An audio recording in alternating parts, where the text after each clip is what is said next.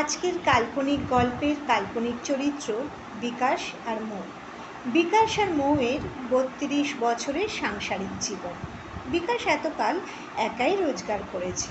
বর্তমানে মৌ একটা social networking সাইটে রান্না শেখানোর ভিডিও পোস্ট করে আর অল্প দিনের মধ্যেই ভালো টাকা উপার্জন করতে শুরু করে। মৌয়ের এই উপার্জন করাটা বিকাশ কিছুতেই মন থেকে মেনে নিতে পারে না, আর এই নিয়ে অশান্তিও করে। অশান্তি চরম সীমায় পৌঁছয়। মৌ মনে মনে ছেড়ে যাওয়ার কথাও ভাবে। এই রকম অবস্থায় মৌ ভিডিও পোস্ট করা বন্ধ করে দেয়।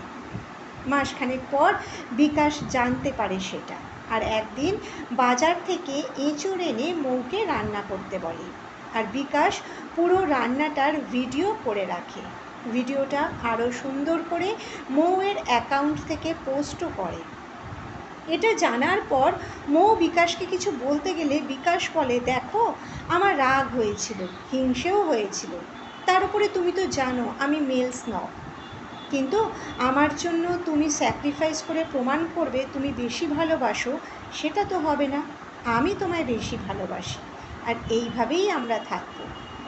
সত্যি, ছেড়ে যাওয়ার হাজার কারণ থাকলেও থেকে যাওয়ার জন্য এই একটা কারণই যথেষ্ট, তাই না?